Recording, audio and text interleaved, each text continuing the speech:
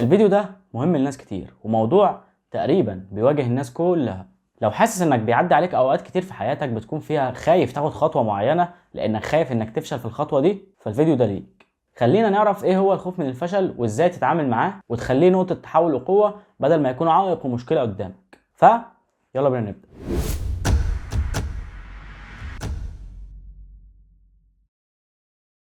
لازم تعرف ان الفشل بيكون نوعين، فشل حقيقي وفشل ظاهري. الفشل الحقيقي هو لما الشخص يقرر انه يبطل يحاول اصلا ويفقد الشغف تجاه حاجه معينه. المشكله هنا بتكون في الاستسلام للتحديات والفشل، وانك ما تاخدش الفشل ده وتحاول انك تتعلم منه. الفشل الحقيقي ده بيحصل لما الشخص يقبل الهزيمه بشكل نهائي وحتى ما يحاولش انه يغير اي حاجه. اما الفشل الظاهري فهو بيجي في المواقف اللي احنا بنعدي بيها وما بنحققش فيها حاجه معينه، لكنه هنا ما بيمنعناش اننا نحاول تاني. وغالبا الفشل الظاهري ده بيكون جزء من اي قصه نجاح انت شفتها.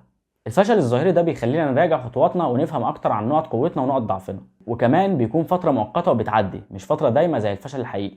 ايه هو الخوف من الفشل وايه اسبابه؟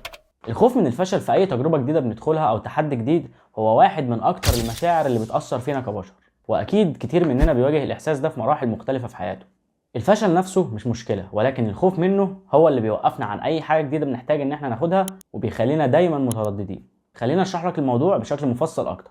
الخوف من الفشل غالبا بيكون سببه تراكمات كتير نفسيه واجتماعيه، وهنعرفها كلها دلوقتي. اول سبب واللي بيخلينا ان احنا نخاف من الفشل وهي التجارب اللي احنا عدينا بيها قبل كده. لما بندخل تجربه جديده او بناخد خطوه جديده وبنفشل فيها بنفضل فاكرين التجربه دي بكل تفاصيلها، وده بيخلق جوانا نوع من الرهبه او الخوف ان احنا نعيد نفس التجربه دي ونحس بنفس المشاعر السلبيه اللي حسينا بيها لما فشلنا. التجارب دي سواء كانت علاقه او شغل او سفر في مكان معين او وجودك في مكان معين، ايا كانت التجارب دي هي ايه، فاحساس الخوف اللي حسيت بيه بيمنعك انك تاخد نفس الخطوه او تجرب نفس التجربه دي تاني، لان عقلك الباطن بيقنعك انك لو دخلت نفس التجربه دي وخدت نفس الخطوه هيحصل نفس النتائج. والكلام ده طبعا غلط، علشان انت ساعتها هتاخد نفس التجربه لكن مش هتعمل نفس الخطوات اللي عملتها.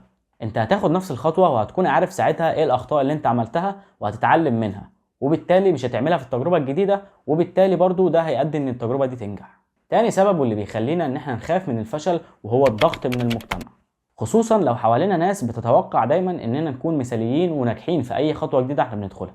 الفكره دي في حد ذاتها بتخليك دايما متوتر زياده عن اللزوم، دايما بتكون خايف انك تاخد الخطوه لانك خايف من كلام الناس عليك لو فشلت في الخطوه دي، وساعتها بيكون غايب عنك فكره ان الفشل ده حاجه طبيعيه وانك لازم ما تتوقعش انك تنجح في اي حاجه جديده بتدخلها من اول مره.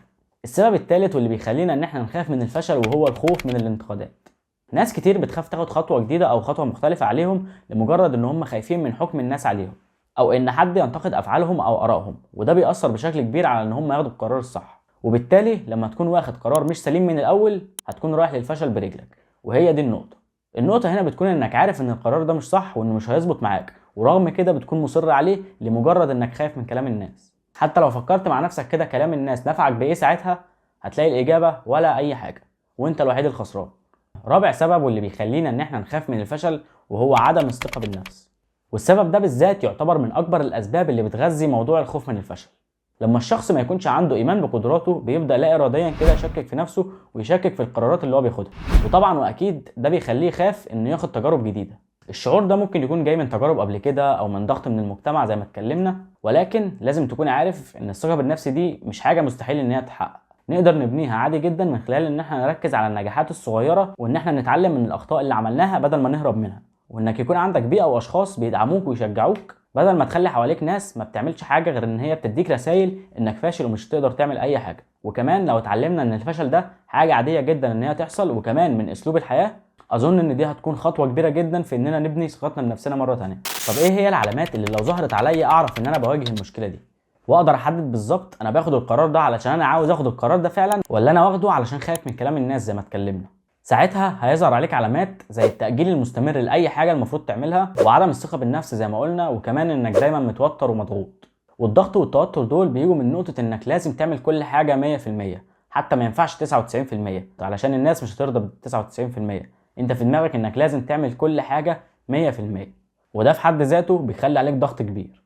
المشكله دي بقى واللي هي الخوف من الفشل ازاي بتاثر على حياتنا؟ الخوف من الفشل تاثيره ما بيكونش بس اننا ما حققناش حاجه، لا ده كمان بيأثر علينا كاشخاص في شخصيتنا، وما بتكونش مهتم بحاجه مهمه جدا زي انك تكتشف نفسك عن طريق انك تجرب حاجات كتير وحاجات جديده عليك، علشان طبعا من خلال ده تكتشف انت مميز في ايه او بتعرف تعمل ايه بالظبط. للاسف ما بتكونش مهتم بحاجه كبيره زي دي، وده سببه ايه؟ انك بتكون خايف تجرب اصلا.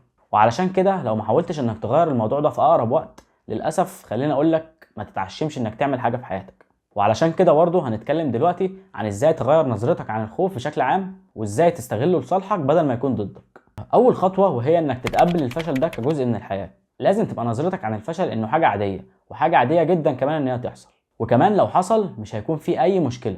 ساعتها تجيب التجربه اللي فشلت فيها دي كلها كده على بعضها وتحطها قدامك، وتبص عليها كلها كده من اولها لاخرها، وتشوف بالظبط انهي جزء من التجربه دي هتعرف تطلع منه دروس علشان ما تقعش في نفس الاخطاء المره الجايه، وتعمل الموضوع بشكل احسن من اللي قبله. انما ما تاخدش التجربه اللي فشلت فيها دي وتروح ترميها في الزباله. انت كده عملت ايه وحليت ايه؟ ولا اي حاجه. تاني حاجه لازم تعرفها، ليه الفشل مش نهايه الطريق.